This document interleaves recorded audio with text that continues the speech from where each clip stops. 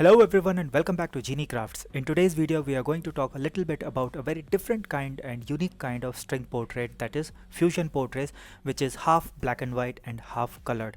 I have already made templates for this kind of portrait available on my website for purchase. I have included the link in the video description. You guys can click on the link and place your orders for such kind of portrait. This kind of portraits usually works best with couples, so that you can make one half black and white and the other half colored, but you can also do it with a image in which there is only a single person, but preferably a couple portrait would look best in this, as you can see in the image on the screen. Also today's video is mostly time lapse, so there is not much discussion on how to build the colored portrait or the black and white portrait, because I have already covered all that in my previous videos, but I will definitely talk about the specifics of how to approach such kind of a fusion portrait. So guys, let's get started. So for this kind of portrait, the board has to be prepared in a special way. So there is the left half and there is the right half, and there is a bifurcation in the middle.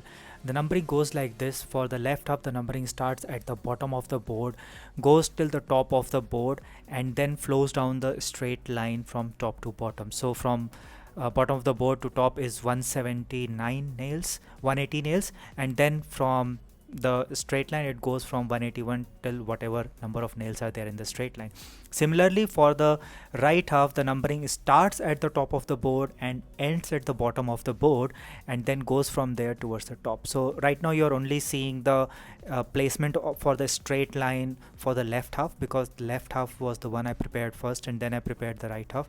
So for the left half, the numbering, as I said, started from the bottom of the board, from 0 went till 180 at the top, and from there, from top to the bottom, it went from 180 to 254 or 284 nails. So that's how the setup of the board works. In terms of the creation of the portrait, the size of the board that I have utilized was 24-inch diameter. Like I said, the total number of nails in the circle are 360, 0 to 180 on left hand side, and then again on the right hand side from 0 to 180, and in the center the nails were numbered from 181 to 294.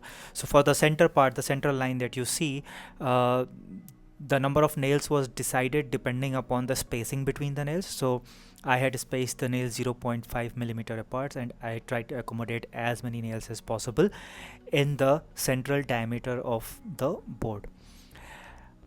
Initially I wanted to do certain portion of the black and white, the left half, and then certain portion of the colored part, the right half, but then I realized that every time I switch between the left half and the right half, I'll need to change the numbering sequence for the central line, because for the left half the numbering sequence is from top to bottom, and for the right half the numbering sequence was from bottom to top.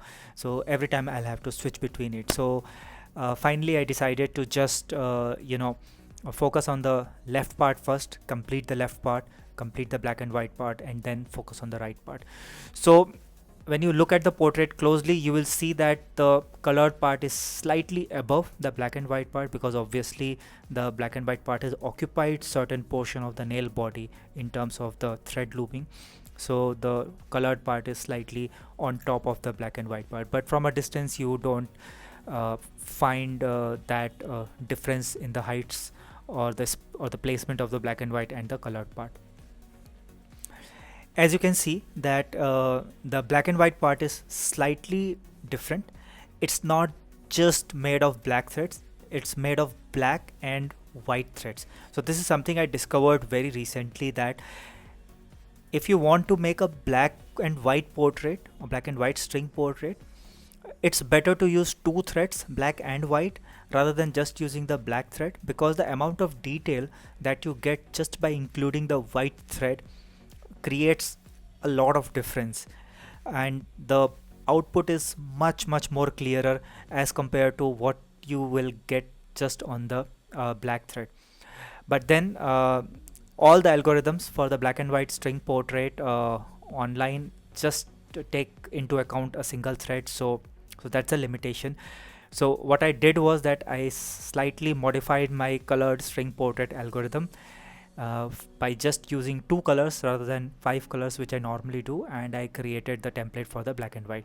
So essentially you are creating 2 portraits here, one on the left hand side and one on the right hand side. The two portraits are not connected to each other. The program cannot do that, unfortunately. So first I created the left half, and then I started working on the colored part, that is the colored portrait. As you can see that now the placement of the numbering sequence for the central line is changed. Now I put the strip on top of the black and white thread I just created. So I had to be a little bit careful here, because we want the numbering line to be there, so that we can refer to the nail numbers, because it's impossible to remember the nail numbers. There are so many nail numbers on the central line, but at the same time you have to utilize some sort of sticking mechanism to ensure that that strip of paper remains on its place. So I utilized the double-sided tape, the very thin tape that comes, but ensure that when you are removing it, you are removing it gently, so that you do not break the thread. So that precaution you have to take. For the first part it's easy because it is sticking on the board, but for the second part it's not easy, because you have to take care of the thread also.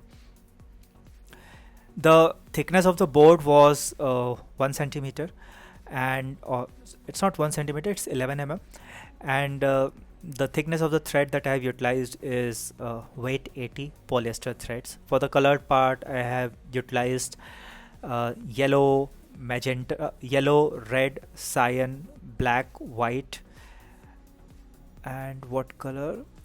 I think these are the colors that I have utilized. So that's how you create a fusion portrait. It's a very unique and very different kind of portrait, and gives a very beautiful result if completed in a nice way. So guys, I hope this small video on fusion portrait was informative and useful. If you guys want to get the template generated, please click on the link in the video description and place your orders. And I hope you guys enjoyed this video. If you guys liked the video, then please do not forget to hit the like button and share this video with your friends. Also do subscribe to my channel for regular videos on different forms of arts, and I will see you guys very soon in my next video. Till then, stay safe, take care, and bye bye.